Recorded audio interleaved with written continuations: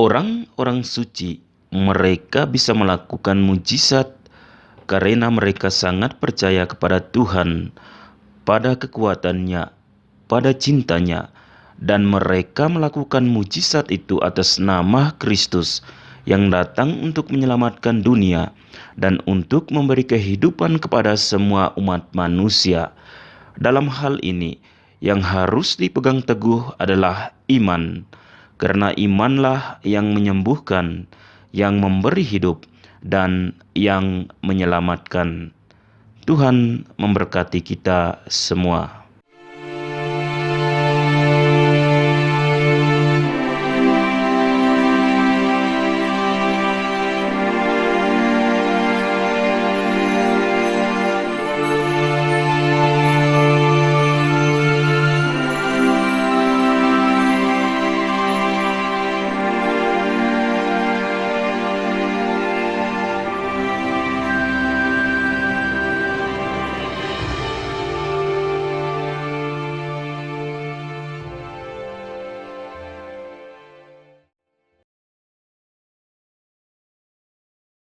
Selamat pagi, saudara dan saudariku yang terkasih di dalam Tuhan kita Yesus Kristus. Jumpa lagi bersama saya Frater Andra dalam permenungan kita pada pagi hari ini. Kita awali permenungan kita dengan doa. Dalam nama Bapa dan Putra dan Roh Kudus. Amin. Ya Tuhan, kami bersyukur kepadamu karena hari ini kami masih boleh menikmati awal pagi yang cerah dan penuh dengan keberkahan-Mu. Hari ini kami diingatkan untuk peduli terhadap sesama kami yang menderita dan putus asa, mereka yang dirasuki oleh kejahatan dan meninggalkan-Mu demi harta duniawi. Berkatilah kami hari ini ya Tuhan, agar dengan orang-orang yang kami temui hari ini, kami dapat membawa harapan baru bagi mereka dan mewartakan kebaikan dan kasih-Mu kepada saudara dan saudari kami. Amin. Dalam nama Bapa dan Putra dan Roh Kudus. Amin.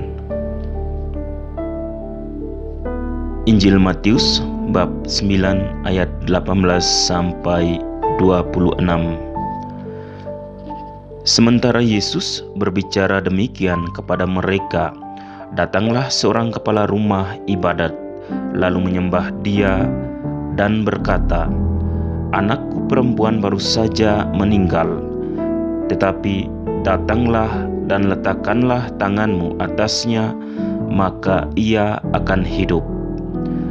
Lalu Yesus pun bangunlah dan mengikuti orang itu bersama-sama dengan murid-muridnya.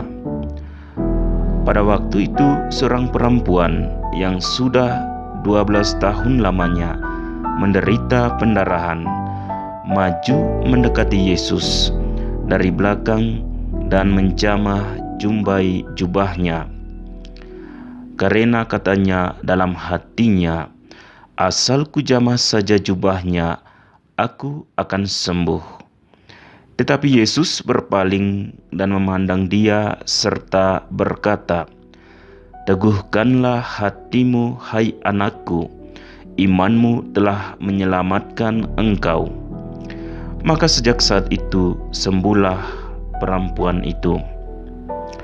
Ketika Yesus tiba di rumah kepala rumah ibadat itu dan melihat peniup-peniup seruling dan orang banyak ribut, berkatalah Ia, "Pergilah, karena anak ini tidak mati, tetapi tidur." Tetapi mereka menertawakan Dia. Setelah orang banyak itu diusir, Yesus masuk dan memegang tangan anak itu. Lalu bangkitlah anak itu.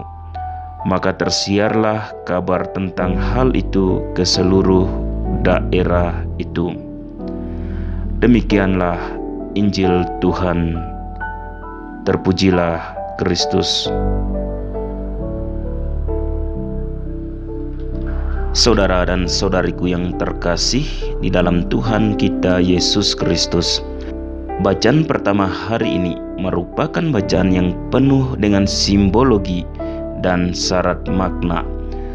Kisah Yakub adalah kisah yang hidup, yang menceritakan bagaimana ia dalam mimpinya melihat sebuah tangga yang ujungnya sampai ke langit, dan Tuhan kembali menjanjikan berkat dan keturunan kepadanya. Yakub memiliki pengalaman yang kuat akan Tuhan. Dia kewalahan ketika mengenali kehadiran dan tindakan Tuhan dalam hidupnya.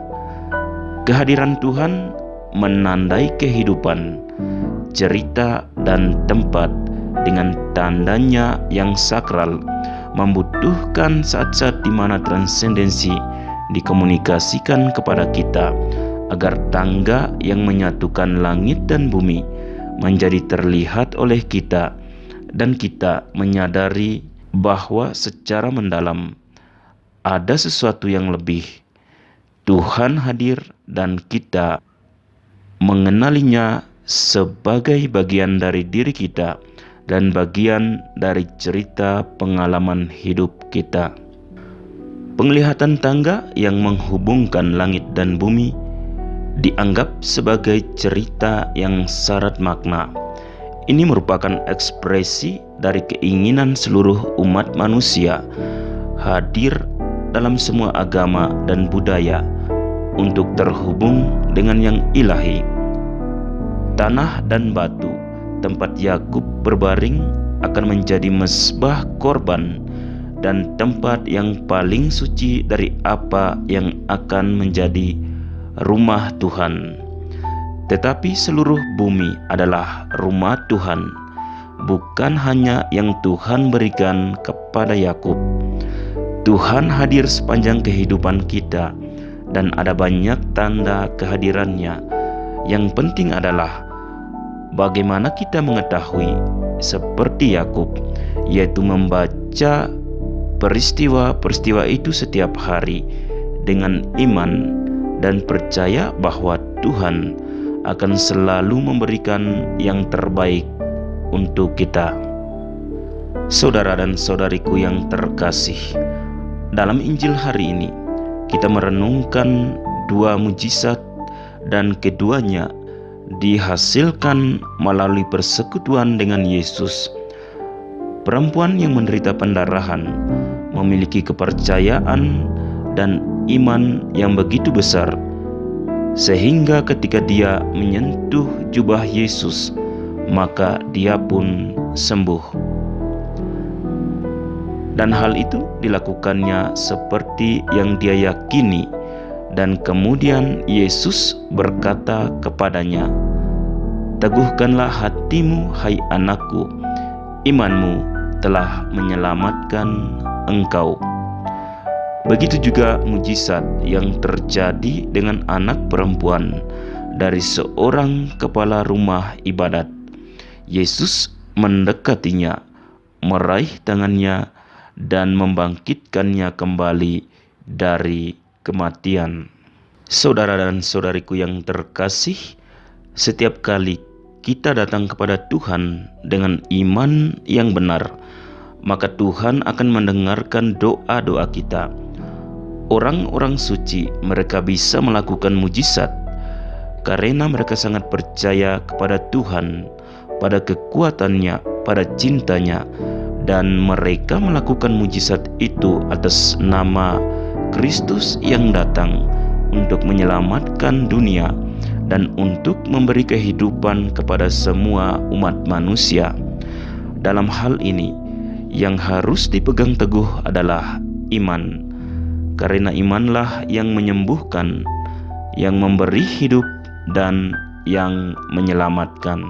Saudara dan saudariku yang terkasih di dalam Tuhan kita Yesus Kristus, marilah kita selalu bertekun dan bertahan dalam iman, karena Tuhan akan menunjukkan kepada kita kasih dan perhatiannya yang paling indah, dan menyediakan bagi kita kebahagiaan dan kebebasan sejati, serta diberkati dalam seluruh hidup kita.